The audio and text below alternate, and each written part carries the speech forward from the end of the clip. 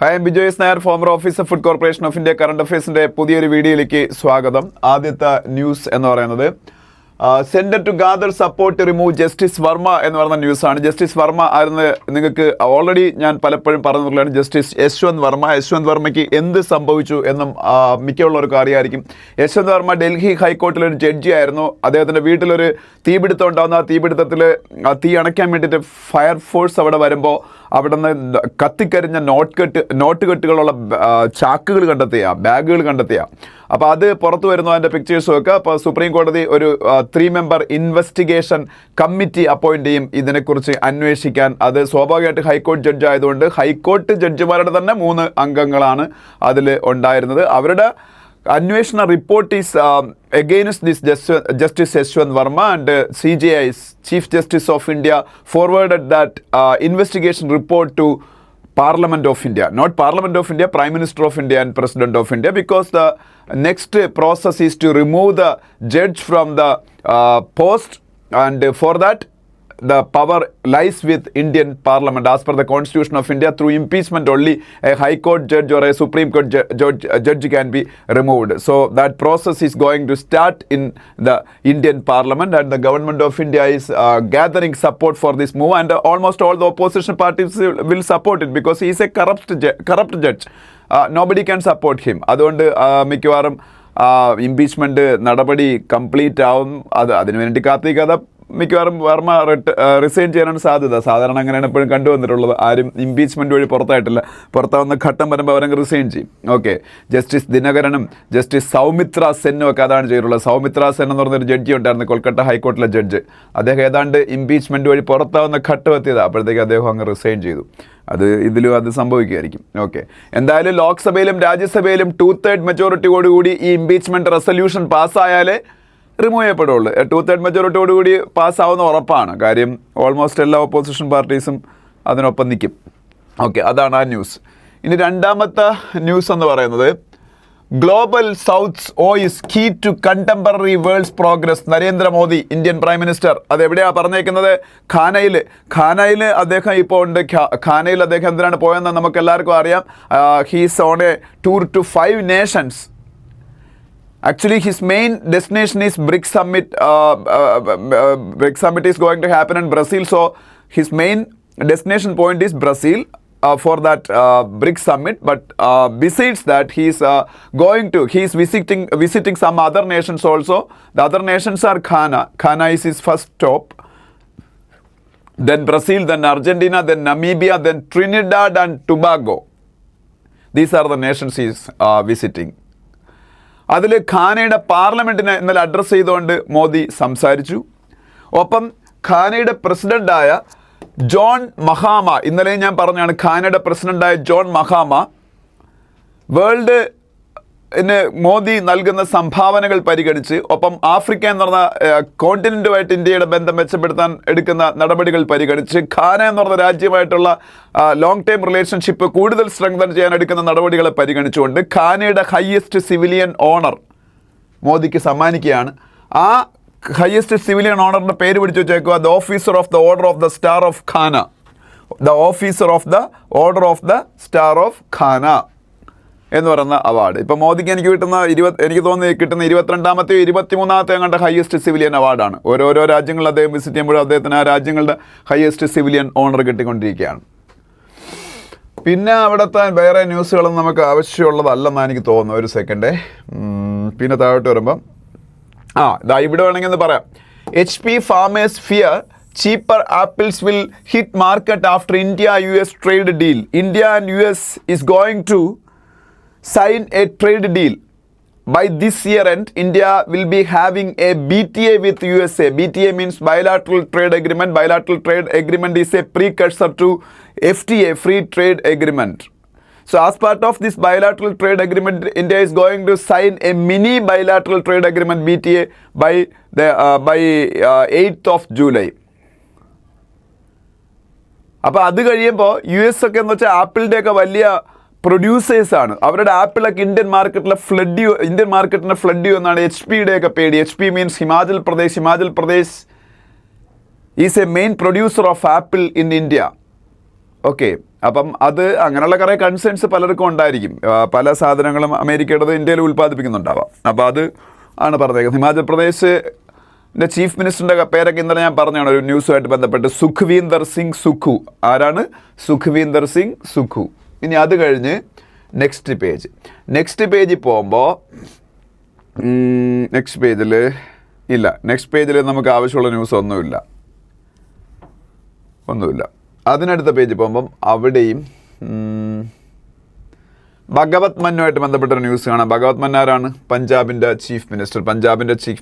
ഇന്നലെ ഞാൻ പറഞ്ഞതാണ് ഭഗവത് മൻ പഞ്ചാബിൻ്റെ chief minister. AAP Aam Aadmi പാർട്ടിയാണ് പഞ്ചാബ് ഭരിക്കുന്ന. Punjab is the only one state which is being governed by Aam Aadmi Party. Formerly, Delhi was also under AAP rule. Recently, in the just concluded election, BJP won the rule of Delhi, and the current chief minister of Delhi is Rekha Gupta. അത് നമ്മൾ പറഞ്ഞിട്ടുള്ളതാണ്, വേറെ ഒന്നുമില്ല ആ പേജിലും പറയാൻ. അതിനടുത്ത പേജിൽ പോകുമ്പോൾ അതായത് ഇതൊന്ന് നോക്കിയേ. ജനാധിപത്യത്തിൽ യുവമാരൊക്കെ രാജാക്കന്മാരാണെന്നാണ് ഇവർ വിചാരിക്കുന്നതെന്ന് എനിക്ക് തോന്നുന്നത്. കർണാടകത്തിൻ്റെ chief minister is trying to slap an IPS officer. അയാളെ കൈ ഉയർന്നേക്കുന്നുണ്ടോ ഈ IPS ഓഫീസറിന് നേരെ?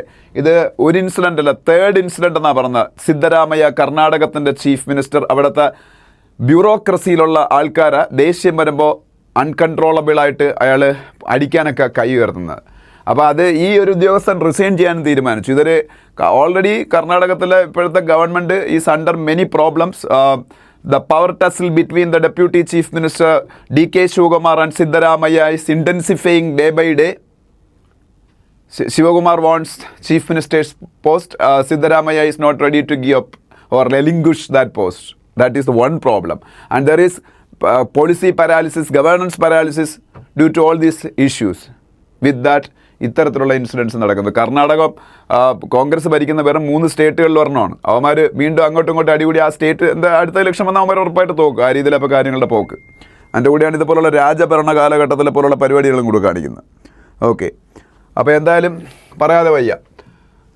ഏഷ്യാനെറ്റിലൊരു പരിപാടിയുടെ പേരാണ് പറയാതെ വയ്യ. ഏഷ്യാനെറ്റിലാണെന്ന് തോന്നുന്നല്ലേ, ഏഷ്യാനെറ്റ് ന്യൂസിലെ കണ്ടാണ്. അപ്പോൾ എന്തായാലും സിദ്ധരാമയ്യ കർണാടകത്തിൻ്റെ ചീഫ് മിനിസ്റ്റർ. ഓക്കെ, പിന്നെ അവിടെ വേറൊന്നും പറയാനില്ല.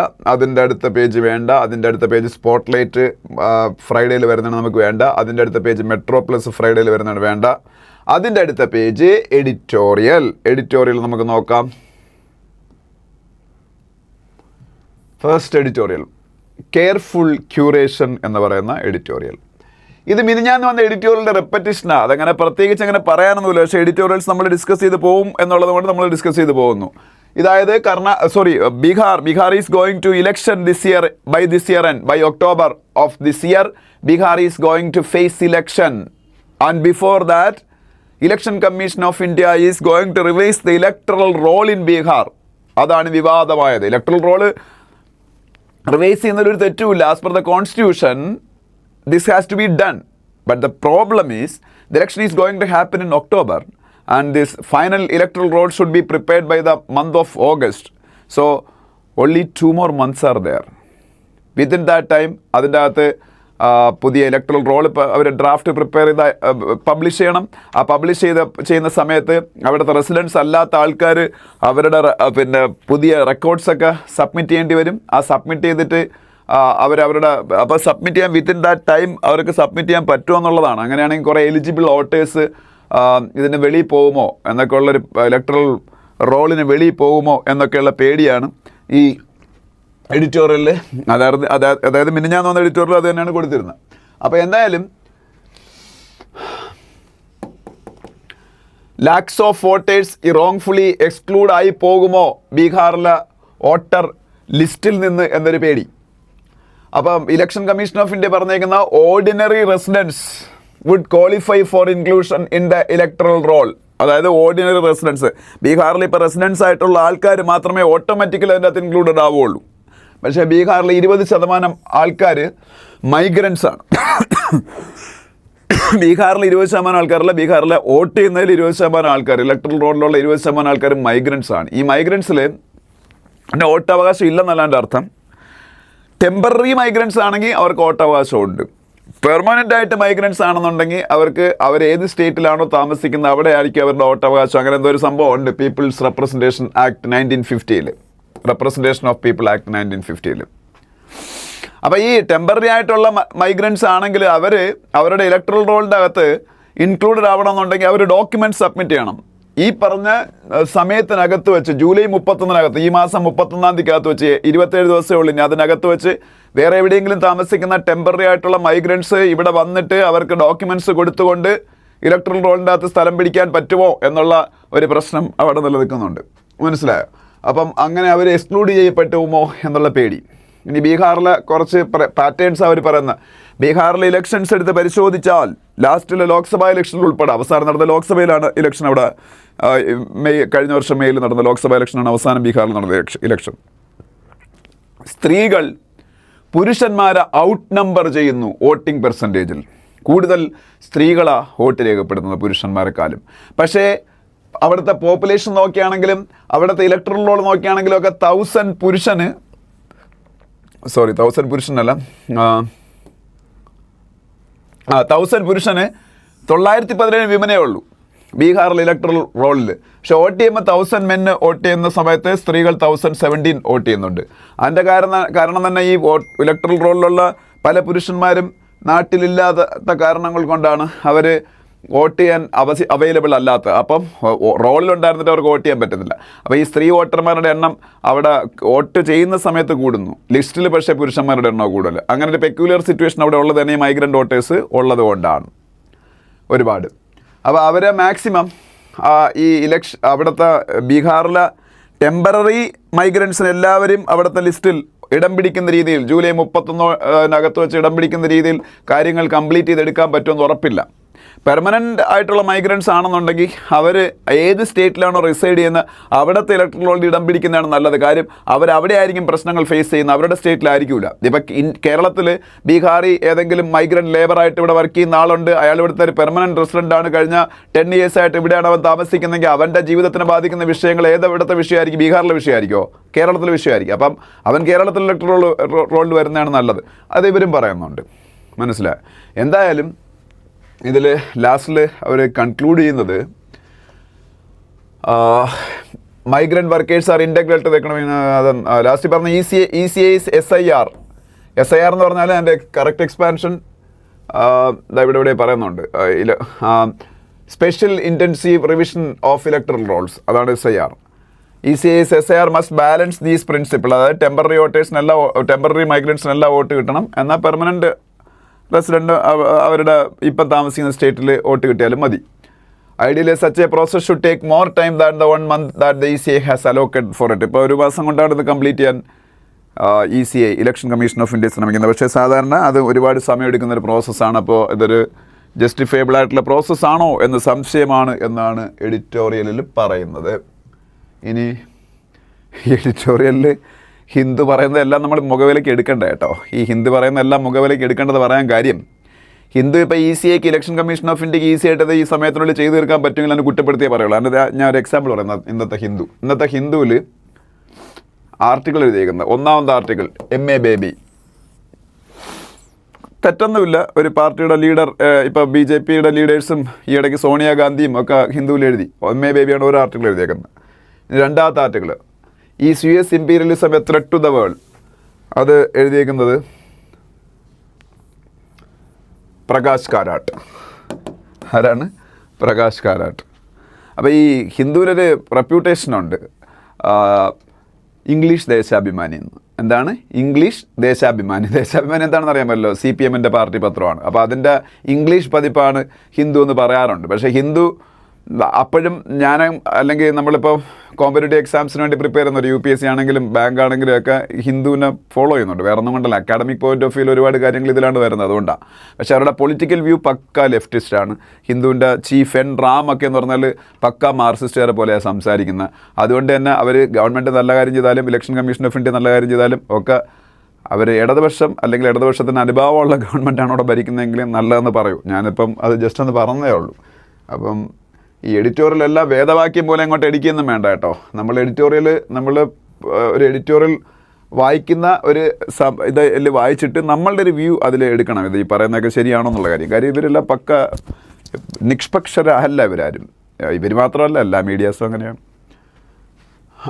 പിന്നീട് മർഡർ മോസ്റ്റ് ഫൗൾ എന്ന് പറയുന്ന ആർട്ടിക്കിൾ, അത് വളരെ ഒരു കഷ്ടം തോന്നുന്ന ഒരു ഇൻസിഡൻ്റാണ്. അത് കേരളത്തിലും ഇങ്ങനെയുള്ള പ്രശ്നങ്ങൾ പലപ്പോഴും ഉണ്ടായിട്ടുണ്ട്. ഇന്ത്യയിലെ പല സ്റ്റേറ്റുകളിലും ഉണ്ടാവുന്നുണ്ട്. അതായത് custodial torturing and subsequent death. Tamil Nadu അതിന് നൊട്ടോറിയസ് ആണ്. ഈ കഴിഞ്ഞ 5 വർഷത്തിനകത്ത് വെച്ച് അത്തരത്തിലുള്ള പല ഇൻസിഡൻസും പോലീസ് കസ്റ്റഡിയിൽ ആൾക്കാർ കൊല്ലപ്പെടുന്നു. ഇപ്പോൾ അതാ ഒരു കാരണമില്ലാതെ ഒരു ചെറുപ്പക്കാരനെ കസ്റ്റഡിയിലെടുത്തിട്ട് ഒരു FIR പോലും അയാളുടെ പേരിൽ ഫയൽ ചെയ്യാതെ, അയാളുടെ പേരിൽ ഒരു തെളിവില്ലാതെ കസ്റ്റഡി എടുത്ത് ടോർച്ചർ ചെയ്ത് അവസാനം അയാൾ മരിക്കുകയാണ്. വളരെ യങ്ങായിട്ടുള്ള ഒരാൾ. നമ്മുടെ കേരളത്തിലും സമാനമായ ഇൻസിഡൻസ് നടക്കാറുണ്ട്. അപ്പോൾ ഇത് സുപ്രീം കോർട്ട് ഓഫ് ഇന്ത്യ ഒരിക്കൽ പറഞ്ഞേക്കുന്ന ഈ custodial torture and deaths as the most heinous crime committed by men in uniform. പോലീസുകാർ ചെയ്യുന്ന ഏറ്റവും വലിയ ക്രൂരത. അത് പിന്നെ പറയേണ്ട ആവശ്യമില്ല, ഒരുത്തന്നെ വെറുതെ പിടിച്ച് കൊല്ലുന്നതല്ലേ ഏറ്റവും വലിയ ക്രൂരത. പക്ഷേ ഇപ്പോഴും ഒരു ചില്ലിങ് റിയാലിറ്റി ആയിട്ട് ഇത്തരത്തിലുള്ള മർഡേഴ്സ് നടക്കുന്നു എന്നുള്ളതാണ്. അപ്പോൾ ഇത് പലപ്പോഴും പോലീസുകാരിങ്ങനെ ചെയ്യുന്നവർ മെൻ ഇൻ യൂണിഫോം ആയതുകൊണ്ട് അവർ രക്ഷപ്പെട്ടു പോകുന്നൊരു സിറ്റുവേഷൻ ഇന്ത്യയിൽ ഉണ്ട്. അതുകൊണ്ടാണ് വീണ്ടും അവർ ഇത്തരത്തിൽ ചെയ്യാൻ എംബോൾഡൻ്റ് ആവുന്നത്. That is a very big problem. അപ്പോൾ തമിഴ്നാട്ടിൽ ഇപ്പം ഏറ്റവും ലേറ്റസ്റ്റ് എന്ന് പറഞ്ഞാൽ അജിത് കുമാർ, അയാളെ കസ്റ്റഡിയിലെടുത്തു, ടോർച്ചർ ചെയ്തു ഒരു സ്പെഷ്യൽ പോലീസ് ടീം. ശിവഗംഗ ഡിസ്ട്രിക്റ്റിലായി സംഭവം നടക്കുന്നത്. അത് ഒരു ഫോമൽ കംപ്ലൈൻറ്റ് പോലും കൊടുക്കാതെ, ഒരു കംപ്ലൈനൻ്റ് ഇതിൻ്റെ അകത്തുകൊണ്ട് ആരാണെന്ന് ഞാൻ പറഞ്ഞുതരാം. ഒരു ഫോമൽ കംപ്ലൈൻറ്റ് പോലും കൊടുക്കാതെ, ഒരു FIR പോലും രജിസ്റ്റർ ചെയ്യപ്പെടാതെ അയാളെ വേരിയസ് സ്ഥലങ്ങളിൽ കൊണ്ടുപോയി അയാളെ പീഡിപ്പിക്കുന്നു, അയാളെ തെളിവെടുപ്പിന് കൊണ്ടു നടക്കുന്നു. അവസാനം ടോർച്ചറിങ് സഹിക്കാൻ വയ്യാതെ അയാളെ ബോഡിക്ക് അത് പിന്നെ വിസ്റ്റാൻഡ് ചെയ്യാൻ പറ്റാതെ അയാൾ മരിക്കുന്നു. അപ്പോൾ ഇതിന് നേതൃത്വം കൊടുത്തത് അവിടുത്തെ ഒരു DSP ആണെന്നുള്ളതാണ് ഏറ്റവും വലിയ കഷ്ടം. ഡെപ്യൂട്ടി സൂപ്രണ്ടൻ്റ് ഓഫ് പോലീസ് മന്നമധുരൈ എന്ന് പറഞ്ഞ സ്ഥലത്തെ ഡെപ്യൂട്ടി സൂപ്രണ്ടൻ്റ് ഓഫ് പോലീസ്. 6-7 പോലീസുകാർ ചേർന്നാണ് അയാളെ എന്നിട്ട് പിടിച്ചുകൊണ്ട് പോകുന്നതും ഒക്കെ. ഇതിന് കാരണമാവുന്ന ഒരു വുമൻ മാതാപുരം എന്ന് പറഞ്ഞ സ്ഥലത്ത് ഒരു ടെമ്പിളിൽ വിസിറ്റ് ചെയ്യാൻ വന്നിട്ട് ഈ അജിത് കുമാറിനോട് അയാൾ കാറ് പാർക്ക് ചെയ്യാൻ പറയുന്നു. കാറ് പാർക്ക് ചെയ്ത് കഴിഞ്ഞ് കീ തിരികെ കൊടുക്കുമ്പോൾ അവരുടെ കാറിൽ വെച്ചിരുന്ന ജുവല്ലറി കാണാതെ പോയെന്നാണ് പറഞ്ഞത്. അത് അജിത് കുമാർ എടുത്തെന്നുള്ള പേരിലാണ് ഇയാളെ പിടിച്ചുകൊണ്ട് പോകുന്നത്. ഒരു തെളിവുമില്ല, എന്നിട്ട് അവസാനം കൊല്ലപ്പെടുന്നു. അപ്പോൾ മദ്രാസ് ഹൈക്കോർട്ട് വളരെ ശക്തമായിട്ട് ഈ കേസിൽ ഇടപെട്ടു. ഇനി തമിഴ്നാട്ടിൽ ഇലക്ഷൻ വരാൻ ഒരുപാട് സമയമൊന്നുമില്ല. കേരളത്തിലും തമിഴ്നാട്ടിലും ഒരുമിച്ചാണ് ഇലക്ഷൻ വരാൻ പോകുന്നത്. അതുകൊണ്ട് ഇത്രയും നാളും ഉണരാതിരുന്ന MK സ്റ്റാലിൻ ഉണർന്നു. എന്നിട്ട് ഇതിനെ വളരെ നിശിതമായിട്ട് വിമർശിച്ചു. എന്നിട്ട് 7 പേരെ സസ്പെൻഡ് ചെയ്തു, including that DSP, deputy superintendent of police ഉൾപ്പെടെ. എന്നിട്ട് 5 പേരെ അതിൽ അറസ്റ്റ് ചെയ്തു. എന്നിട്ട് ഇയാളുടെ ബ്രദറിന് ജോലി കൊടുത്തു. ഈ മരിച്ച അജിത്തിൻ്റെ ബ്രദറിന് ജോലി കൊടുത്തു. എന്നിട്ട് ഒരു വീട് വയ്ക്കാനുള്ള സ്ഥലവും ഫ്രീ ആയിട്ട് കൊടുത്തു. എന്നിട്ട് ഇത് അൺഫർഗ്യൂവബിളായിട്ട് അൺജസ്റ്റിഫയബിൾ ആയിട്ടുള്ള കാര്യമാണെന്നും പറഞ്ഞിട്ടുണ്ട്. നമ്മൾ ഈ സ്റ്റാലിനെയൊക്കെ പൊക്കി വയ്ക്കുന്നെങ്കിൽ അയാളുടെ ഗവേണൻസ് ഒക്കെ വളരെ പുവറാണ്. ഇപ്പോൾ ഈ റീസെൻ്റ്ലി കുറേ ഇൻസിഡൻറ്റ്സ് നടക്കുന്നുണ്ട്. മിനിഞ്ഞാന്നിൻ്റെ തലേന്ന് അവിടെ ഫയർ ആക്സിഡൻറ്റിൽ കുറേ പേര് മരിച്ചു. കഴിഞ്ഞ 3 വർഷം കൊണ്ട് തന്നെ 100 കണക്കിന് ഫയർ ആക്സിഡൻറ്റ്സ് അവിടെ നടന്ന് 150ഓളം പേര് മരിച്ചു. ഇതിലൊക്കെ അഴിമതിയാണ്. അല്ലെങ്കിൽ ഇവന്മാരെല്ലാത്തിൻ്റെയൊന്നും ലൈസൻസ് ഇങ്ങനെയുള്ള ആൾക്കാരുടെ കട്ട് ചെയ്യാം, പക്ഷേ അവരൊന്നും കാശും മേടിച്ചുകൊണ്ട് കട്ട് ചെയ്യത്തില്ല. അത്യാവശ്യം വലിയ കമ്പനികളാണ് ഈ സ്റ്റാൻഡേർഡ് ഫയർ വർക്ക്സ് പോലെയൊക്കെയുള്ള ശിവകാശിയിലൊക്കെയുള്ള കമ്പനികൾ. അവിടെയൊന്നും ആക്സിഡൻറ്റ് നടക്കുന്നില്ല, പക്ഷേ ആ ഒരു ഇൻഡസ്ട്രിയെക്കുറിച്ച് ഞാൻ പറഞ്ഞതാണ്. അപ്പം അതുപോലെ ഒരുപാട് ഇതുപോലെ കസ്റ്റോഡിയൽ ഡെത്തുകൾ, അഴിമതികൾ എല്ലാം. സെന്തിൽ ബാലാജിയൊക്കെ 1-ാം നമ്പർ അഴിമതിക്കാരനായിരുന്നു. അവസാനം സുപ്രീം കോടതി പറഞ്ഞിട്ട് ഗവൺമെൻറ് ഇത് പുറത്താക്കേണ്ടത്. നമ്മളിവിടെ കുറേ ആൾക്കാർ പൊക്കിയെടുത്ത് വയ്ക്കുന്നതാണ് ഇവരെല്ലാം പക്ക കറപ്റ്റാണ്. ഓക്കെ, അപ്പോൾ എന്തായാലും ഇത് 2ാമത്തെ എഡിറ്റോറിയൽ. പിന്നെ ആക്ച്വലി ഇത് MA ബേബി എഴുതിയ എഡിറ്റോറിയലാണെങ്കിലും ഒരു പൊളിറ്റീഷ്യൻ എഴുതിയ എഡിറ്റോറിയലാണ്. പാർട്ടി ജനറൽ സെക്രട്ടറിയാണ് CPMൻ്റെ എഴുതിയ എഡിറ്റോറിയലാണെങ്കിലും സംഭവം ഇതിൽ കുറേ സത്യങ്ങളുണ്ട്. അതുകൊണ്ട് നമുക്കിത് ഡിസ്കസ് ചെയ്യാം. അല്ലെങ്കിൽ ഞാൻ പൊളിറ്റീഷ്യന്മാർ എഴുതുന്ന അതൊന്നും ഞാൻ സാധാരണ ഇങ്ങനെ ഡിസ്കസ് ചെയ്യാറില്ല. ഇത് വേറൊന്നുമല്ല, RSSൻ്റെ ഒരു ലീഡർ ഈ ഇടയ്ക്ക് നമ്മളുടെ കോൺസ്റ്റിറ്റ്യൂഷൻ്റെ അകത്ത് സെക്യുലറിസം, സോഷ്യലിസം ഈ 2 വാക്കുകൾ പ്രിയാമ്പിളിൽ, ഒറിജിനൽ കോൺസ്റ്റിറ്റ്യൂഷൻ്റെ പ്രിയാമ്പിളിൽ ഇല്ലായിരുന്നു. നമ്മളുടെ കോൺസ്റ്റിറ്റ്യൂവൻ്റ് അസംബ്ലി ഉണ്ടാക്കിയ അവസാനം അതിനുശേഷം ഡോക്ടർ BR അംബേദ്കറിൻ്റെ നേതൃത്വത്തിലുള്ള 7-അംഗ ഡ്രാഫ്റ്റിംഗ് കമ്മിറ്റി ഫൈനലൈസ് ചെയ്ത 1949 നവംബർ 26 കോൺസ്റ്റിറ്റ്യൂവൻ്റ് അസംബ്ലി അഡോപ്റ്റ് ചെയ്ത, അതിനുശേഷം 1950 ജാനുവരി 26 ഇന്ത്യ അഡോപ്റ്റ് ചെയ്ത ഭരണഘടനയിൽ പ്രിയാമ്പിളിൽ സെക്യുലറിസം എന്നും സോഷ്യലിസം എന്നുള്ള 2 വേർഡ്സ് ഇല്ലായിരുന്നു. എന്ന് കരുതി ഇന്ത്യയുടെ കോൺസ്റ്റിറ്റ്യൂഷൻ സെക്യുലർ അല്ലെന്നാണോ എൻ്റെ അർത്ഥം? ഇന്ത്യയുടെ constitution from the very first day onwards it was secular. അത് പ്രിയാമ്പിളിൽ എഴുതി വെക്കേണ്ട ആവശ്യമില്ലായിരുന്നു. കാരണം എന്താ വെച്ചാൽ നമ്മളുടെ കോൺസ്റ്റിറ്റ്യൂഷൻ്റെ അകത്ത് ഫണ്ടമെൻ്റൽ റൈറ്റ്സിൻ്റെ അകത്ത് റൈറ്റ് ടു ഇക്വാലിറ്റിയെക്കുറിച്ച് പറയുന്നുണ്ട്. റൈറ്റ് ടു ഇക്വാലിറ്റി സോഷ്യലിസത്തിലേക്ക് ഉള്ള ഒരു ചവിട്ടുപടിയാണ്. അപ്പോൾ ഡയറക്റ്റീവ് പ്രിൻസിപ്പിൾസിൻ്റെ അകത്ത് ആർട്ടിക്കിൾ 38-ലും 39-ലും എല്ലാം സോഷ്യലിസവുമായിട്ട് ബന്ധപ്പെട്ട കുറേ കാര്യങ്ങൾ പ്രതിപാദിക്കുന്നുണ്ട്. അപ്പം ഇൻഹറൻ്റ്ലി സോഷ്യലിസം പ്രൊമോട്ട് ചെയ്യുന്ന ഒരു കോൺസ്റ്റിറ്റ്യൂഷൻ ആയിരുന്നു. ഇനി സെക്യുലറിസം ആണെങ്കിലോ ആർട്ടിക്കിൾ 25 തൊട്ട് ആർട്ടിക്കിൾ 28 വരെ ഇന്ത്യൻ കോൺസ്റ്റിറ്റ്യൂഷൻ്റെ ഫണ്ടമെൻ്റൽ റൈറ്റ്സിൻ്റെ അകത്ത് ഡിസ്ക്രൈബ് ചെയ്തേക്കുന്നത് എന്തിനെക്കുറിച്ചാണ്? റിലീജിയസ് ആയിട്ടുള്ള നമ്മളുടെ റൈറ്റ്സിനെ കുറിച്ചും, ഒരാൾക്ക് സ്വന്തം ഇഷ്ടമുള്ള റിലീജിയൻ ഫോളോ ചെയ്യാവുന്നതിനെക്കുറിച്ചും, അയാൾക്ക് ആ റിലീജിയൻ വേണമെങ്കിൽ പീസ്ഫുൾ ആയിട്ടുള്ള മാർഗ്ഗങ്ങളിൽ കൂടെ പ്രൊമോട്ട് ചെയ്യാവുന്നതിനെക്കുറിച്ചും, അവർക്ക് എഡ്യൂക്കേഷണൽ ഇൻസ്റ്റിറ്റ്യൂഷൻസ് റൺ ചെയ്യാൻ പറ്റുന്നതിനെക്കുറിച്ചും, മൈനോറിറ്റി റൈറ്റ്സിനെ കുറിച്ചും, ഒപ്പം ഗവൺമെൻറ് ഒരു റിലീജിയനെയും പ്രൊമോട്ട് ചെയ്യരുത്, എല്ലാത്തിനെയും ഈക്വലായിട്ടേ കാണുള്ളൂ എന്ന് പറയുന്നതിനെക്കുറിച്ചൊക്കെ. അത് മതിയല്ലോ. അതുകൊണ്ട് നമ്മളുടെ കോൺസ്റ്റിറ്റ്യൂഷൻ ഇൻഹറൻ്റ്ലി സെക്യുലർ ആയിരുന്നു. There was don't need to include the word of secular in our preamble. പക്ഷേ 1976 ഇന്ത്യയുടെ പാർലമെൻറ്റ് വരെ സസ്പെൻഡ് ചെയ്യപ്പെട്ടിരുന്ന സമയം, അടിയന്തരാവസ്ഥയുടെ പീരീഡിൽ ഇന്ദിരാഗാന്ധിക്ക് അവരുടെ എല്ലാ ഇമേജും നഷ്ടപ്പെട്ടൊരു സമയം. അപ്പോൾ അവർ കുറേ കാര്യങ്ങൾ നടപ്പാക്കി ഇന്ത്യയിൽ. 42nd amendment of Indian constitution 42nd amendment of Indian constitution 1976, 1976. അതിനെ മിനി കോൺസ്റ്റിറ്റ്യൂഷൻ എന്നാണ് അറിയപ്പെട്ടത്.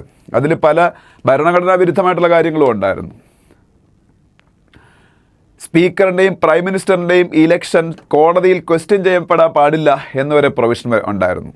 എന്താ അതിന് കാരണം?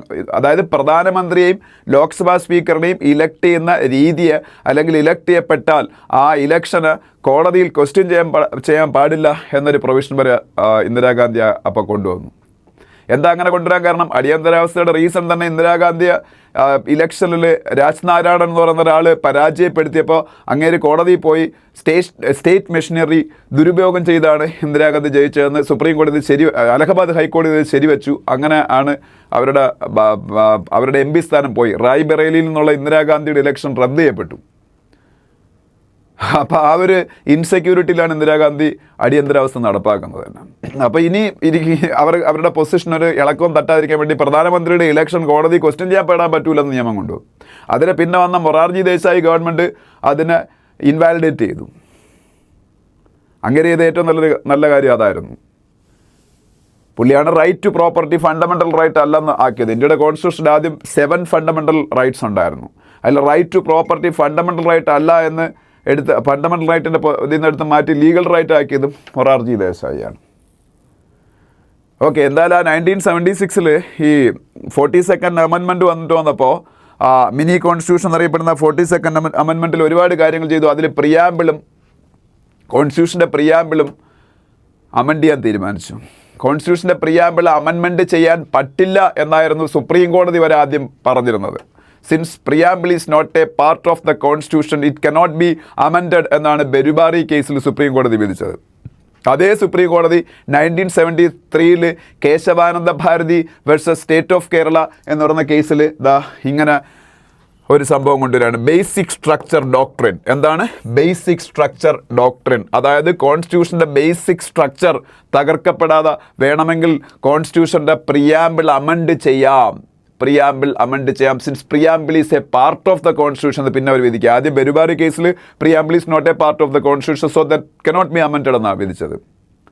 അങ്ങനെ ആ വിധിയുടെ ചുവട് പിടിച്ചാണ് ഇന്ദിരാഗാന്ധി ആ ബേസിക് സ്ട്രക്ചർ ഡോക്ട്രിൻ നിലനിർത്തിക്കൊണ്ട് ഇന്ത്യയുടെ കോൺസ്റ്റിറ്റ്യൂഷൻ്റെ ബേസിക് സ്ട്രക്ചറിൽ വരുന്നതാണ് ഈ സെക്യുലറിസം, സോഷ്യലിസം, അതുപോലെ ഫ്രറ്റേണിറ്റി, ഈക്വാലിറ്റി എല്ലാം. ആ ബേസിക് സ്ട്രക്ചറിന് ഒരു പ്രശ്നം വരാത്ത രീതിയിൽ അവർ അമെൻഡ് ചെയ്തു. That is the only one amendment happen to our constitution's preamble that was not amended again after the 1976 amendment. മനസ്സിലായോ? അപ്പോൾ ഈ RSSൻ്റെ ലീഡർ പറഞ്ഞിരിക്കുന്നത് ഇത് പുള്ളി പറഞ്ഞത് ഇത്രയേ ഉള്ളൂ, ഈ കോൺസ്റ്റിറ്റ്യൂഷൻ്റെ പ്രിയാമ്പിളിൽ സെക്യുലറെന്നും സോഷ്യലിസം എന്നുള്ള വേർഡ്സ് ആഡ് ചെയ്യപ്പെട്ടത് ഇല്ലീഗലായിട്ടാണെന്നാണ്. ആ പറഞ്ഞതിൽ കുറച്ച് ഫാക്റ്റ് ഉണ്ട്. Even if those words are very important or constitution and that was added to preamble using a constitutional amendment, that is 1976 42nd amendment. പക്ഷേ ആ സമയത്ത് ഇന്ത്യൻ പാർലമെൻറ്റ് പ്രോപ്പറായിട്ട് ഫങ്ഷൻ ചെയ്യുന്ന സമയമല്ലായിരുന്നു, അടിയന്തരാവസ്ഥയുടെ സമയമായിരുന്നു. അപ്പോൾ അത് ആ വേർഡ്സ് ഇല്ലീഗലായിട്ടാണ് ആഡ് ചെയ്യപ്പെട്ടെന്ന് പറഞ്ഞാൽ ഫാക്റ്റ് ഉണ്ട്. പക്ഷെ അത് ആഡ് ചെയ്യപ്പെട്ടില്ലെങ്കിൽ എന്താ പ്രശ്നം?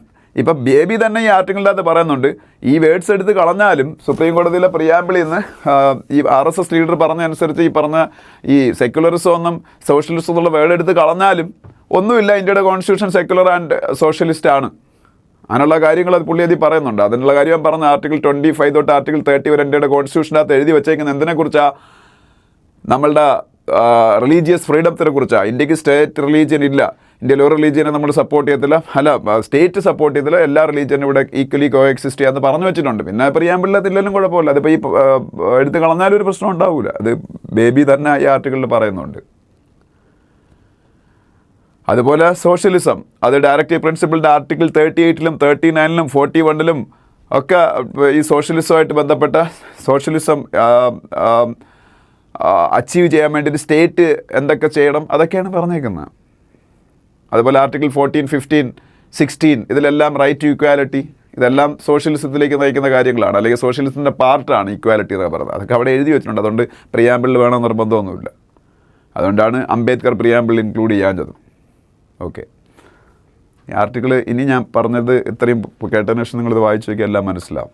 ഓക്കെ, ഇനി ഇവിടെ is US imperialism a threat to the world എന്ന് പറഞ്ഞൊരു ആർട്ടിക്കിളുണ്ട്. ആക്ച്വലി ഇത് ആർട്ടിക്കിൾ ഒന്നുമല്ല, ഇത് ഫ്രൈഡേസിൽ ഹിന്ദുവിൽ വരുന്നൊരു ഒപ്പീനിയൻ പീസാണ്. ഇതെങ്ങനെയാണെന്ന് വെച്ചാൽ ഇതിൽ 2 പേര് കാണും.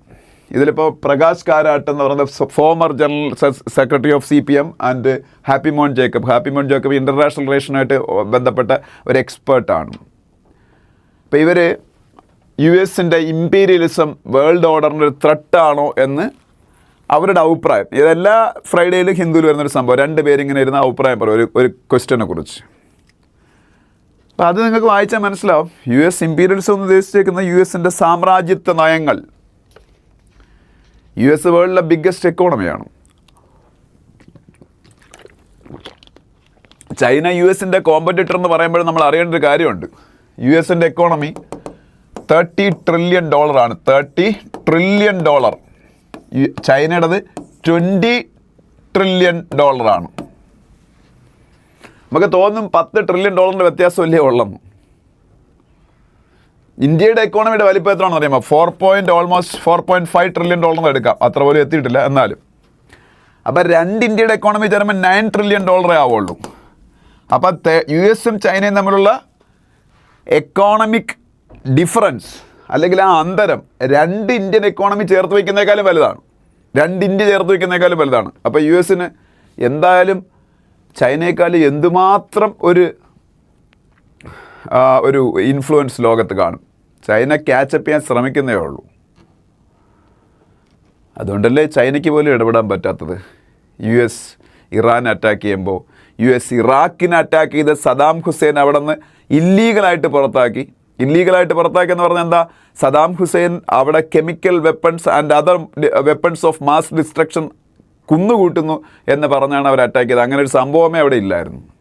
സദാം ഹുസൈൻ അവിടെ നിന്ന് പുറത്താക്കി, അദ്ദേഹത്തിനെ പിടികൂടി, അദ്ദേഹത്തിനെ തൂക്കിക്കൊന്നു. എവിടെയെങ്കിലും വല്ല വെപ്പൺസ് ഓഫ് മാസ് ഡിസ്ട്രക്ഷനും ഇറാഖിൽ കണ്ടുപിടിക്കാൻ പറ്റുമോ? അതേപോലെ അഫ്ഗാനിസ്ഥാനിൽ അറ്റാക്ക് ചെയ്യാനൊരു റീസൺ അവർ പറഞ്ഞതെന്ന് വെച്ചാൽ അൽഖ്വയ്ദയുടെ അന്നത്തെ ലീഡറായ അൽഖ്വയ്ദയാണല്ലോ വേൾഡ് ട്രേഡ് സെൻറ്ററിനെ തകർക്കുന്നത്. അപ്പോൾ ആ വേൾഡ് ട്രേഡ് സെൻറ്ററിനെ തകർത്ത അൽഖ്വയ്ദയുടെ leader and founder Osama bin Laden ആയിരുന്നു. ഈ ഒസാമ ബിൻ ലാദൻ അന്നത്തെ താലിബാൻ ഗവൺമെൻറ്, അന്ന് താലിബാൻ അഫ്ഗാൻ ഭരിക്കുന്നത് 2000-ലൊക്കെ, ആ താലിബാൻ ഗവൺമെൻറ് അവിടെ പ്രൊട്ടക്റ്റ് ചെയ്യുന്നു എന്ന് പറഞ്ഞ് പുള്ളിയെ പിടിക്കാനെന്ന് പറഞ്ഞാൽ ആ പരമാധികാര രാജ്യത്തിനെ അവർ അറ്റാക്ക് ചെയ്തതാണ്. പുള്ളിയെ പിടിക്കാനുള്ള കാര്യങ്ങളോ അല്ല അവർ ചെയ്തത്, ആ രാജ്യത്തിനെ മൊത്തം അവർ ബോംബിട്ട് തകർക്കുക ചെയ്തത്. അതും ഇല്ലീഗലാണ്. അല്ലേ? പിന്നെ ഈ ഒസാമ ബിൻ ലാദൻ എവിടെ ഉണ്ടായിരുന്ന? പാകിസ്ഥാൻ്റെ അകത്ത്. ഈ പാകിസ്ഥാൻ്റെ അകത്ത് പാകിസ്ഥാൻ പോലും അറിയാതെ പാകിസ്ഥാൻ്റെ ക്വറ്റ എന്ന് പറഞ്ഞ സ്ഥലത്തും കണ്ടായിരുന്നു. അത് ഒസാമ ബിൻ ലാദൻ്റെ പിടിച്ചതിനെ കുറിച്ചൊക്കെ ഒരു വെബ് സീരീസ് പറയുന്നുണ്ട്. അത് കണ്ടാൽ നിങ്ങൾക്ക് മനസ്സിലാവും. അപ്പം ആ രാജ്യത്തിനത് അവർ പോലും അറിയാതെ അവിടെ ചെന്നാണ് US മറീൻസ് ഇയാളെ കില്ല് ചെയ്യുന്നത്. അപ്പോൾ എല്ലാ രാജ്യങ്ങളിലും അവർ വളരെ ഇല്ലീഗലായിട്ടാണ് ഇതുപോലുള്ള ഒക്യുപ്പേഷൻസോ വാഴ്സോ ഒക്കെ നടത്തിയിട്ടുള്ളത്. പക്ഷേ അപ്പോഴും ആരെങ്കിലും ചോദിക്കുന്നോ? കുറേ പേര് ഇവിടെ ഇതുപോലുള്ള ആർട്ടിക്കിൾസ് എഴുതുന്നു. പക്ഷേ ഈ ഭയങ്കര എക്കോണമിക് ആയിട്ടുള്ള ഹെഗ്മണിയുള്ള ചൈനയ്ക്ക് പോലും അവരെ ഒന്നും ചെയ്യാൻ പറ്റുന്നില്ല. കാര്യം ഇതാ ഡിഫറൻസ് രണ്ടുപേരും തമ്മിലുള്ള. മനസ്സിലായോ? അപ്പോൾ അതിൻ്റെ ഈ ഇമ്പീരിയൽ ഇപ്പോൾ ഈ ഇറാനെ അവർ അറ്റാക്ക് ചെയ്തില്ലേ, അതിൻ്റെയും കൂടെ ബേസിലാണ് ഈ പറഞ്ഞ, പിന്നെ ഡൊണാൾഡ് ട്രംപിൻ്റെ താരിഫ് വാർ, ഇങ്ങനെയുള്ള കാര്യങ്ങളെയൊക്കെ അടിസ്ഥാനത്തിലാണ് ഈ പറഞ്ഞ പ്രകാശ് കാരാട്ട്, ഹാപ്പിമോൻ ജേക്കബൊക്കെ ഈ ആർട്ടിക്കിൾ എഴുതിയേക്കുന്നത്. ഇന്ത്യ പോലുള്ള global south nations means developing nations face ചെയ്യാൻ പോണ problems because of this US based imperialism. അതുപോലെ ചൈനയും കൂടെ ചേർന്നൊരു ഗ്രേറ്റ് പവർ റൈവൽറി വന്നാലും ഇന്ത്യ പോലുള്ള നേഷൻസ് ഫേസ് ചെയ്യാൻ വന്ന പ്രോബ്ലംസ്, അതൊക്കെയാണ് ഈ ആർട്ടിക്കിളിൽ അത് ഡിസ്കസ് ചെയ്തേക്കുന്നത്. അന്ന് വായിച്ചു നോക്ക്, മനസ്സിലാവും.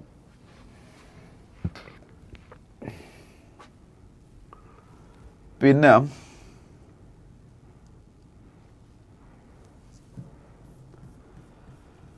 Indigenous defence procurement worth 1.05 lakh crore cleared എന്നൊരു ന്യൂസ് കാണാം. ഇന്ത്യ ഡിഫൻസ് സെക്ടറിൽ ഇപ്പോൾ ഇൻഡിജിനൈസേഷനാണ് നടത്തിക്കൊണ്ടിരിക്കുന്നത്. നമുക്കറിയാം, ഇപ്പം ഓപ്പറേഷൻ സിന്ദൂറിൽ അതിൻ്റെ സക്സസ് ഒക്കെ നമ്മൾ കണ്ടതാണ്. ഇന്ത്യയുടെ ഇൻഡിജിനസ് എയർ ഡിഫൻസ് സിസ്റ്റമായ ആകാശിൻ്റെയൊക്കെ വലിയ സക്സസ് നിങ്ങൾ കണ്ടതാണ്. So now government of India is more emboldened to give more thrust to domestic defence industry. So ഒരു ഫ്യൂച്ചറിൽ ഇന്ത്യയുടെ മൊത്തം ഡിഫൻസ് എക്യുപ്മെൻറ്റ്സിൻ്റെ പകുതിയൊക്കെ ഇന്ത്യക്കകത്ത് പ്രൊഡ്യൂസ് ചെയ്യുന്നൊരു അവസ്ഥ വരും. അത് പ്രത്യേകിച്ച് അതിൻ്റെ അകത്ത് പ്രൈവറ്റൈസേഷൻ ഇപ്പോൾ നല്ല രീതിയിൽ കൊണ്ടുവരണം. Previously there was no privatisation in the defence sector. Now privatisation is also there. അപ്പോൾ എന്തായാലും 1.05 lakh crore ഡിഫൻസ് എക്യുപ്മെൻറ്റ്സിനാണ് ഇപ്പോൾ DAC അപ്രൂവൽ കൊടുത്തത്. അതും ഇൻഡിജിനസിൽ ഡെവലപ്പ് ചെയ്തേ മേടിക്കുകയുള്ളൂ, വെളിയിൽ നിന്ന് മേടിക്കില്ല. അതാണ് എൻ്റെ ഏറ്റവും വലിയ ഹൈലൈറ്റ് എന്ന് പറയുന്നത്. DAC എന്താണ്? Defence acquisition council. അവർക്കാണ് അതിനുള്ള പവറുള്ള ഇന്ത്യയിൽ ഡിഫൻസ് എക്യുപ്മെൻറ്റ്സ് ഒക്കെ വാങ്ങാനും ഒക്കെ. DACയുടെ chairman defence minister of India. ഇനി 3 Apache combat helicopters to arrive in India by July 15. അതും അറിഞ്ഞിരിക്കുക. അപ്പാച്ചെ കോമ്പാറ്റ് ഹെലികോപ്റ്റർ ആരാണ് ഉണ്ടാക്കുന്നത്? ബോയിങ്. ഇപ്പോൾ ലോകത്ത് വലിയ പ്രോബ്ലംസ് നേരിട്ടുകൊണ്ടിരിക്കുന്ന ഒരു കമ്പനിയാണ് ബോയിങ് എന്ന് പറയുന്നത്. ഇപ്പം നിങ്ങൾക്കറിയാം, ബോയിങ്ങിൻ്റെ ഡ്രീം ലൈനർ 787 വിമാനമാണ് ഇപ്പോൾ ഇന്ത്യയിൽ തന്നെ തകർന്നത്. അങ്ങനെയൊക്കെ കുറേ വിഷയങ്ങളുണ്ട്. ആ ബോയിങ്ങിൻ്റെ കോമ്പാറ്റ് സെക്ഷനുണ്ട്, യുദ്ധവിമാനങ്ങളും ഹെലികോപ്റ്ററുകളൊക്കെ ഉണ്ട്. അവരുടെ ഹെലികോപ്റ്ററാണ് അപ്പാച്ചെ. അത് ഇന്ത്യ കുറച്ചെണ്ണം വാങ്ങാം, പണ്ടേ എഗ്രിമെൻ്റ് ഉള്ളതാണ്. അത് അതിൻ്റെ ഫസ്റ്റ് ബാച്ച് ഇന്ത്യയിലേക്ക് July 15 എത്തിച്ചേരും എന്നാണ് പറയുന്നത്. അപ്പാച്ചയുടെ AH-64E. പിന്നെ ഇനി US പഠിക്കാനൊക്കെ പോകണമെങ്കിലേ ആദ്യം നമ്മുടെ സോഷ്യൽ മീഡിയ പ്രൊഫൈൽ പബ്ലിക്കാക്കി US എംബസിക്ക് കാണിച്ചു കൊടുക്കണം. നമ്മുടെ social media profile critical about Donald Trump, critical about Israel, critical about Israel's occupation of Gaza or Iran, then you won't get visa to USA. If you are a left-leaning student, you are not going to get visa to USA. So that's why they will verify your social media profile thoroughly if you are intended to apply for a student visa to US. അതാണ് ഇപ്പോഴത്തെ പുതിയ തീരുമാനം. അതൊരു ന്യൂസായിട്ട് ഇവിടെ ഉണ്ട്.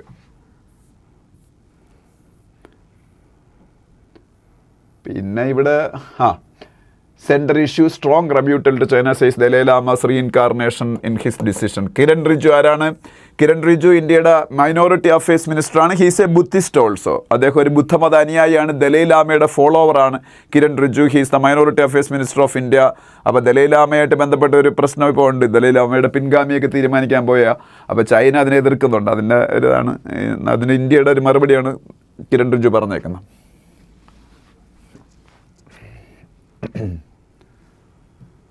പിന്നെ ഇത് നമ്മൾ പറഞ്ഞതാണ്, ബീഹാറിലെ ഇലക്ട്രൽ റോളിൻ്റെ റിവിഷനും കാര്യങ്ങളൊക്കെ. ഇതൊക്കെ പൊളിറ്റിക്സാണ്. ഓം ബിർളയുടെ ഒരു സ്റ്റേറ്റ്മെൻറ്റ് കാണാം. Who is Om Birla?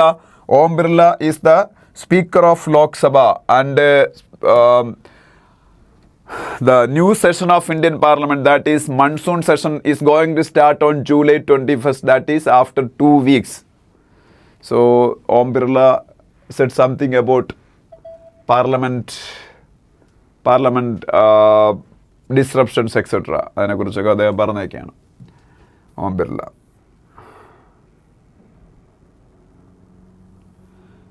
Preparatory work for Census 2027 begins with two-day DCO conference എന്നൊരു ന്യൂസ് കാണാം. സെൻസസ് 2027 അത് നമ്മൾ പലതവണ ഡിസ്കസ് ചെയ്തതാണ്. സെൻസസ് കണ്ടക്ട് ചെയ്യുന്ന ഹോം മിനിസ്ട്രിയുടെ അണ്ടറിലാണ്. അത് രജിസ്ട്രാർ ജനറൽ ഓഫ് ഇന്ത്യക്കാണ് അതിൻ്റെ ചുമതല. മൃത്യുഞ്ജയ മുഹബത്ര അങ്ങനെ എന്തോ ഒരു പേരാണ് ഇന്ത്യയുടെ രജിസ്ട്രാർ ജനറൽ ഓഫ് ഇന്ത്യയുടെ പേര്. മൃത്യുഞ്ജയ എന്നാണ് സ്റ്റാർട്ട് ചെയ്യുന്നത്. പോയിക്കൊണ്ടാൽ മതി. അപ്പോൾ അതിൽ സെൻസസിൽ ആദ്യം നടക്കുന്നത് ഹൗസ് ലിസ്റ്റിംഗ് ആണ്. ഹൗസ് ലിസ്റ്റിംഗ് അത് അടുത്ത വർഷം ഏപ്രിലോടുകൂടി സ്റ്റാർട്ട് ചെയ്യും. 2026 ഏപ്രിലോടുകൂടി. അത് കഴിഞ്ഞിട്ടാണ് നമ്മൾ യഥാർത്ഥ എന്യൂമറേഷൻ നമ്മളുടെ സെൻസസ് നടക്കുന്നത്, നമ്മളെയൊക്കെ കൗണ്ട് ചെയ്യുന്നത്. അത് 2027 മാർച്ചോടുകൂടി തുടങ്ങുള്ളതെന്നാണ് പറയുന്നത്. ഓക്കെ, അപ്പോൾ എന്തായാലും അതിനെക്കുറിച്ചൊരു ന്യൂസും കാണാം. ഇനി അതിനടുത്ത പേജിലേക്ക് പോകുമ്പോൾ hundreds of pilgrims begin Amarnath trekking. അത് ഞാൻ പറഞ്ഞിട്ടുള്ളതാണ്. അമർനാഥ് എന്താണെന്ന് കേവ് ടെമ്പിളാണ്, കാശ്മീരിലെ കേവ് ടെമ്പിൾ. അവിടേക്കുള്ള പിൽഗ്രിമേജിനാണ് അമർനാഥ് പിൽഗ്രിമേജ് എന്ന് പറഞ്ഞാൽ. Amarnath pilgrimage started and elaborate security arrangements are made by Jammu and Kashmir administration because terrorist threats are there. Always terrorist threats are there against this Amarnath Yatra. But this year is totally different. After Pahalgam attack, this is a big event happening in Jammu and Kashmir, and this trekking route is through Pahalgam only. That location where the terrorists attacked our tourists. അപ്പോൾ അത് ഒരു ന്യൂസായിട്ടുണ്ട്. പിന്നെ നിതി ആയോഗുമായിട്ട് ബന്ധപ്പെട്ടൊരു ന്യൂസുണ്ട്. What is Niti Aayog? Niti Aayog is national institution for transforming India. National institution for transforming India, India's replacement for Planning Commission, Niti Aayog, National Institution for Transforming India, and its chairman is Prime Minister of India, currently Narendra Modi, and vice chairman is Suman Berry. And there is one CEO, Chief Executive Officer of this Niti Aayog is BVR Subramaniam.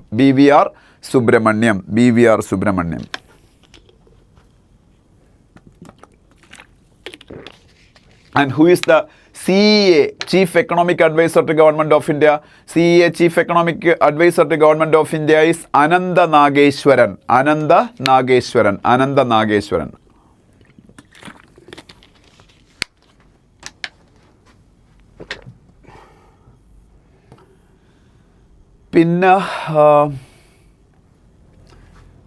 പിന്നെ ഇവിടെ IB മിനിസ്ട്രിയെ കുറിച്ചുള്ള news ഉണ്ട്. എന്താണ് IB ministry? Information and broadcasting ministry.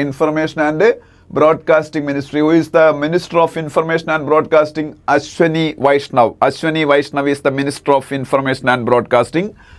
And HDFC ബാങ്കിൻ്റെ MD കുറിച്ചൊരു news ഇവിടെ ഉണ്ട്. HDFC Bank is the second largest bank in India after State Bank of India.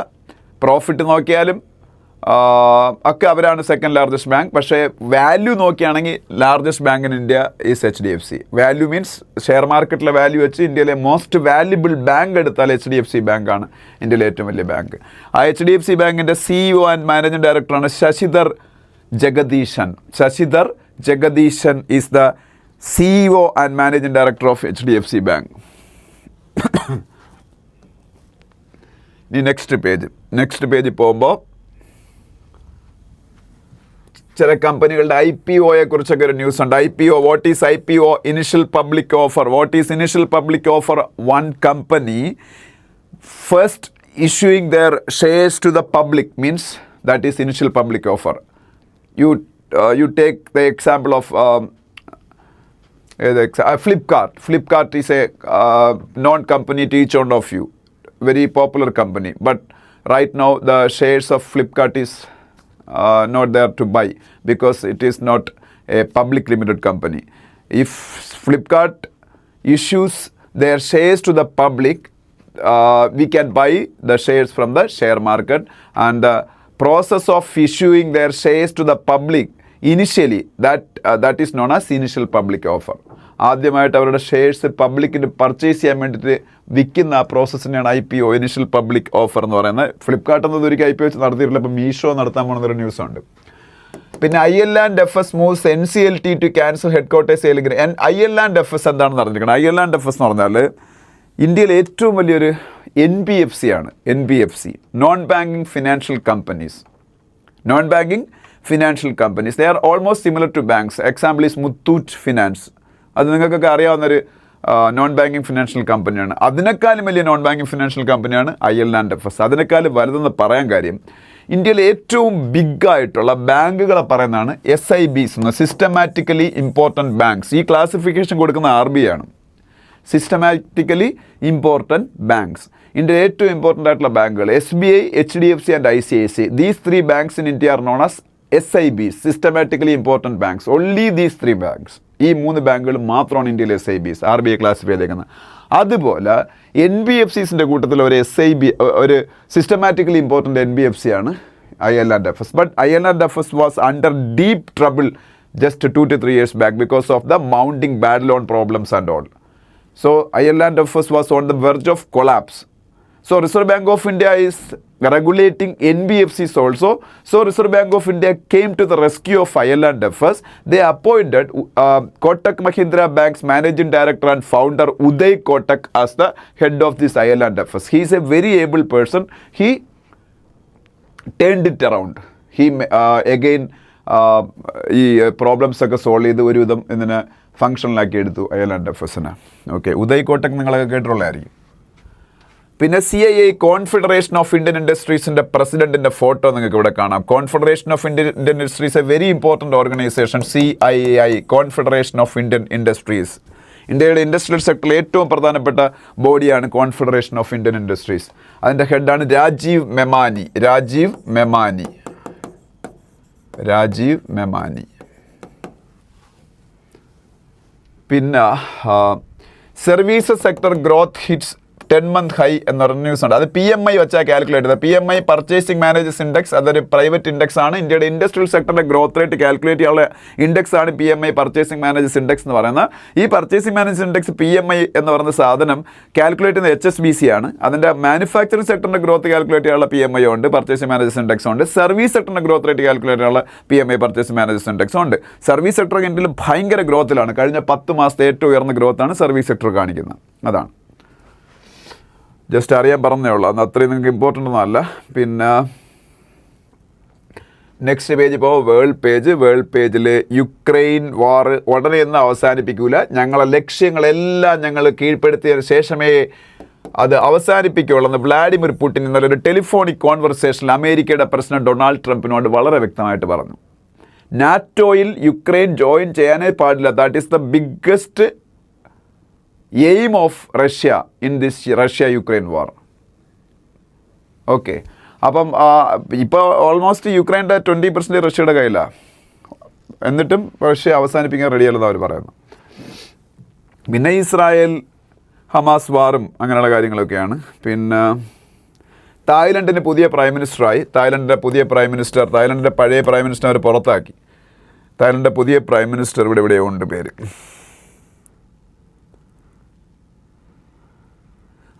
വല്ലാത്ത പേരാണ്.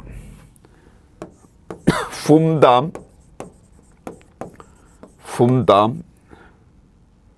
വെച്ചായാച്ചായ്.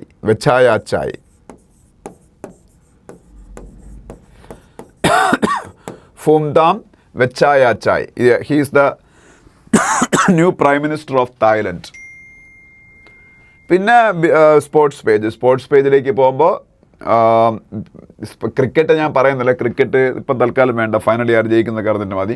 വിംബിൾഡനും ഫൈനൽ ആര് ജയിക്കുന്നുള്ളതിനാണ് നമ്മൾ പഠിക്കേണ്ടത്. വിംബിൾഡൺ നടന്നുകൊണ്ടിരിക്കുന്നതെന്ന് ജസ്റ്റ് പറഞ്ഞുള്ളൂ. ഓൾ ഇംഗ്ലണ്ട് ടെന്നീസ് ക്ലബ്ബിൽ വിംബിൾഡൺ നടന്നുകൊണ്ടിരിക്കുന്നത്, ഗ്രാൻഡ് സ്ലാം ടെന്നീസ് ടൂർണമെൻറ്റ്.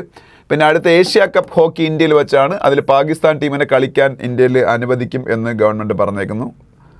പിന്നെ നീരജ് ചോപ്ര ക്ലാസിക് ജാവലിൻ ത്രോയുടെ ഇൻ്റർനാഷണൽ ഇവൻ്റാണ് നീരജ് ചോപ്ര ക്ലാസിക്. അത് ബാംഗ്ലൂരിൽ വെച്ച് നടക്കാൻ പോകുന്നു. ലോകത്തിലെ ഏറ്റവും മികച്ച ജാവലിൻ ത്രോവേഴ്സ് അതിൽ പങ്കെടുക്കും. വേൾഡ് അത്ലറ്റിക് ഫെഡറേഷൻ്റെ സപ്പോർട്ടുള്ള ടൂർണമെൻറ്റാണിത്. പിന്നെ ഗുഗേഷൊക്കെ ഒരു ഗ്രാൻഡ് ചെസ് ടൂർണമെൻറ്റിൽ ഗുഗേഷ് ഇന്നലെ ലോകത്തിൽ നമ്പർ 1 ചെസ് പ്ലെയറായ മാഗ്നസ് കാൾസനെ തോൽപ്പിച്ചു. അത് പലപ്പോഴും അദ്ദേഹം തോൽപ്പിക്കാറുണ്ട്. ഇന്നലെയും തോൽപ്പിച്ചു മാഗ്നസ് കാൾസനെ. അതിനെക്കുറിച്ചൊരു ന്യൂസും കാണാം. പിന്നെ ക്ലബ് ഫുട്ബോൾ വേൾഡ് കപ്പ് എവിടെ നടക്കുന്നു? Club football world cup US നടക്കുന്നു. ഇത് ഇന്ത്യയുടെ സ്പോർട്സ് മിനിസ്റ്ററാണ് മൻസുഖ് മാണ്ഡവ്യ, ഇന്ത്യയുടെ സ്പോർട്സ് മിനിസ്റ്റർ. അദ്ദേഹത്തിൻ്റെ ഒരു ഫോട്ടോയൊക്കെ കാണാം.